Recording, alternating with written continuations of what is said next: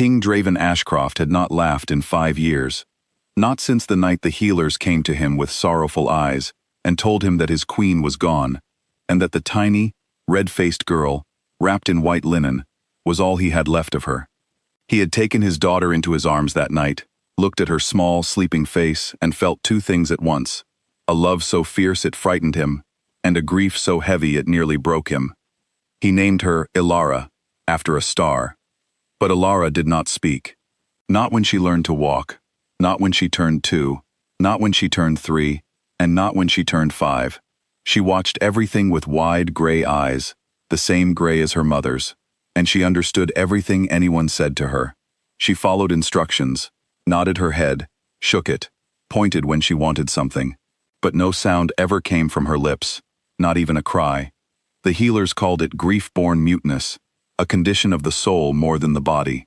The pack whispered darker things in corners, when they thought the king couldn't hear. Draven hired the best healers, the wisest elder women, 3 different nursery maids over the years. Each one left eventually, worn down by the silence, unsure how to reach a child who seemed to exist behind glass. He tried himself, sitting beside her bed at night, reading stories aloud, holding her small hand. But there was always something stiff about him, something that could not quite soften, and Elara always seemed to sense it. She never pulled away from him, but she never leaned in either. The morning Meera arrived, it was raining. She came through the servant's entrance with a cloth bag over one shoulder and water dripping from her dark hair. She was young, perhaps 22, and she was an Omega, the lowest rank in the pack's social order, which meant more than a few eyebrows rose when the head housekeeper, Mrs. Fenn, showed her to the nursery. An Omega maid for the princess. People talked. People always talked in a palace. Meera did not seem to notice, or if she did, she didn't let it slow her steps. When she first entered Elara's room, the girl was sitting at the window with a small wooden box of colored pencils, drawing something on a piece of parchment. She looked up, studied Meera for a long moment, and then looked back down at her drawing. Most people, when they met Elara for the first time, immediately made the same mistake. They crouched to her level, spoke in exaggerated, cheerful voices, and said things like, "Well, hello there, little one. Can you say hello? Can you say Meera's name?" And Elara would stare at them with those gray eyes until they became uncomfortable and stopped. Meera walked to the window, stood beside her quietly, and looked at the drawing. It was a bird, a small one, wings spread, mid-flight. It was quite good for a 5-year-old. "That's a sparrow," Meera said simply. Not loudly, not with forced brightness. She said it the way one person says something true to another person. "I drew sparrows when I was little too. Mine always came out looking like lumpy clouds." Elara looked up at her again. Something in her expression shifted. Not quite a smile, but close. Meera pulled a chair to the window, sat down, and said nothing more. She simply sat with her, while the rain fell outside. After a while, Elara pushed the box of pencils across the sill toward her, without being asked. Meera picked up a blue pencil and began drawing something of her own on the corner of the parchment. A small, round bird that did, indeed, look very much like a lumpy cloud. Elara looked at it, and her shoulders shook, silently, the way she laughed. That was the first afternoon. Over the weeks that followed, the change in Elara was subtle at first, and then impossible to ignore. She began humming, soft, tuneless sounds, when Meera braided her hair in the mornings. She started following Meera through the halls, tugging her sleeve whenever she found something interesting. A beetle on a stone step, a loose stone that rocked when you pressed it, a place near the east wall where wildflowers had pushed through the gravel. Meera always stopped. She always looked. She never said, "Yes, yes, very nice, come along now." She knelt down and looked at the beetle, or pressed the rocking stone herself, or picked one of the small flowers and tucked it behind Elara's ear. Draven saw it for the first time on a Tuesday. He had been walking back from a council meeting, tired and irritable, when he turned a corner and nearly walked into them. They were sitting on the floor of the east corridor, which was not at all where a princess and her maid were supposed to sit, with parchment spread between them and pencils scattered around. Meera was drawing something badly on purpose, and Elara was pressing both hands to her mouth, shoulders shaking. Draven stood in the corridor for a moment and watched his daughter laugh. Then he walked quietly back the way he had come. He told himself he was monitoring the situation. He started taking different routes through the palace, routes that happened to pass the nursery or the east corridor, or the garden where Meera took Elara in the late afternoons. He observed without being observed. What he saw, every time, was simple. A woman who was genuinely present, who never seemed to want anything from Elara except her company. It unsettled him in ways he could not name. Lady Cassia noticed his attention. She noticed everything. It was one of the qualities that made her politically dangerous. She was noble-born, sharp-minded, and had made it quietly clear over the past year that she was willing to become queen if Draven was willing to make her one. She had never pushed it openly, which meant she was patient, and patience in someone ambitious was something to watch carefully. "You should dismiss the Omega girl," she told him one evening after a formal dinner, her voice pleasant and soft, the way it always was when she was saying something barbed. "The pack is talking. An Omega raising the princess is not a good look, Draven. It suggests desperation." "It suggests my daughter is happier than she's been in years," he said. Cassia smiled. "Children attach to anyone who is kind to them for 5 minutes. It doesn't mean the attachment is appropriate or safe. You know nothing about this girl's background. What if she has motives you haven't considered?" He didn't dismiss the idea immediately, which meant it sat in his mind longer than it should have. He was a king. He was supposed to be suspicious. Being suspicious had kept the pack safe for a decade. So he had Meera's background quietly checked and found nothing. No hidden motives, no dangerous connections, nothing except a quiet girl from a small Omega family in the southern part of the territory who had grown up taking care of younger siblings and knew, it seemed, how to love a child who had been difficult to reach. The Pack Festival came at the end of the month. It was a tradition, music and food in the lower courtyard, open to all ranks. Draven attended out of duty, Elara was brought along, and the courtyard was more crowded than expected. At some point in the noise and color, the crowd shifted, and Elara's small hand slipped loose.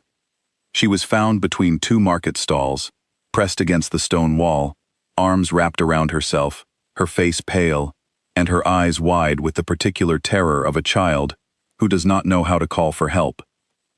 Meera found her first. She had been looking the moment she realized Elara was gone, not waiting for instructions, not standing still, simply looking. She came around the corner of the stall, saw Elara, and dropped immediately to her knees on the stone. "Hey," she said quietly. Just that. "Hey, I'm here." Elara reached for her, grabbed 2 fistfuls of her sleeve, and pressed her face against her shoulder. Meera wrapped both arms around her, and held on, rocking slightly, not saying anything else for a long moment, just being there, solid and warm, the way a safe person is. Draven arrived 30 seconds later, breathless, and stopped when he saw them. He had expected panic. He had expected a frightened child and a flustered maid. Instead, he saw Elara already calming, her breath evening out, her grip on Meera's sleeve slowly loosening. Meera looked up at him over Elara's head and gave him a small, honest look, not triumphant, not seeking approval, just letting him know his daughter was all right. He stood there for a moment longer than necessary, then he nodded. Cassia made her move 2 weeks later. She called for a formal council petition, an old, rarely used procedure that allowed pack nobility to raise concerns about the royal household, and used it to demand Meera's removal. She dressed it carefully, in reasonable language, questions about protocol, about the appropriateness of an Omega in a position of emotional influence over the future heir, about the message it sent to the pack.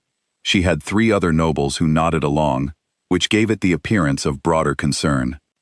Draven sat at the head of the council table and listened to all of it without expression. When Cassia finished, he said, "Bring Elara in." It was an unusual request. Children did not attend council meetings, but he was the king, and no one argued. What Draven intended was to let the council see Elara themselves, to observe a calm, thriving child, and have that be the answer to the petition. What he did not anticipate was what Cassia would do with the opportunity.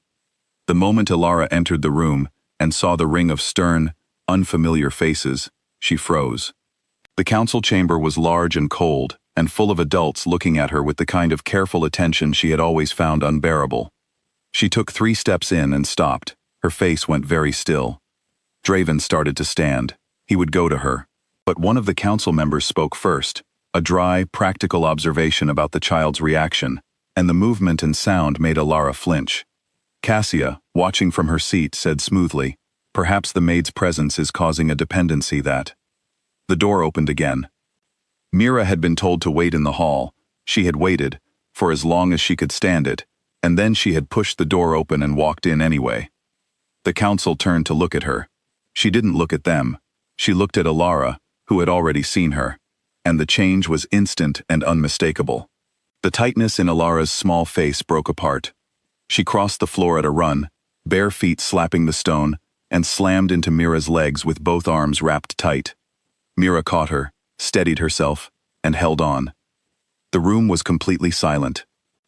And then, in a voice that was small and slightly rough from years of disuse, Elara tipped her head back, looked up at Meera's face, and said one word.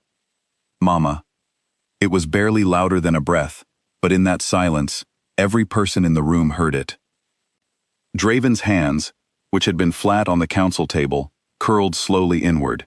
He did not look away from his daughter's face. From the way she said that word with complete certainty, with no hesitation, as though it had been sitting inside her for a long time, just waiting for the right moment to come out. His eyes went bright, and he pressed his mouth into a firm line, but his composure was a thinner thing now than it had been 5 seconds ago. Meera was not composing herself at all. She pressed her face into Elara's hair and held her tight, and let her eyes fill without apology. No one spoke. Not even Cassia. There was nothing to say that the room had not already answered for itself. Draven rose from his seat. He crossed the chamber floor in a dozen steps, and when he reached them, he stopped. He looked at Meera, really looked at her, without the careful distance he had been maintaining for weeks. She looked back at him, still holding Elara, her expression open and a little afraid, the way a person looks when they've done something that cannot be undone, and they're not sure if it was the right thing. He reached out and put one hand gently on Elara's back. "The petition is dismissed," he said, without turning around. His voice was quiet, but in the silence of the chamber it carried easily. "This matter is closed." He heard Cassia shift in her chair. He did not hear anything else from her. Elara's hand moved. She reached up, patted her father's hand where it rested on her back, and then wrapped her fingers loosely around his thumb in the way she had done when she was a baby, before the silences began. His breath came out unsteadily. Things did not change all at once. They rarely do in real life. Meera did not become a queen. She did not transform overnight into a grand figure. She remained in the palace, her place made permanent, and her rank elevated to something with a longer name and better quarters. But she remained who she had always been, a woman who sat on floors in corridors and drew lumpy birds on parchment and stopped to look at beetles on stone steps. The only difference was that no one questioned it anymore. Draven was slower to change, because people who have carried grief for a long time are always slower. But he changed. He found reasons to be in the east corridor in the afternoons. He learned to sit on the floor, which was harder on his joints than it had any right to be. He learned to look at beetles too. One evening, near the end of summer, the 3 of them were in the garden as the light turned gold and low. Elara had said 4 more words in the weeks since the council meeting. Small ones, practical ones, no, and bird, and cold, and once, clearly and unexpectedly, Papa. She was walking ahead of them now along the gravel path, crouching every few feet to examine something. She turned back, reached out both hands, and waited. Draven looked at Meera. Meera looked at him. They each took one of Elara's hands, and she pulled them forward along the path, into the gold light, the 3 of them fitting together, like something that had always been meant to be.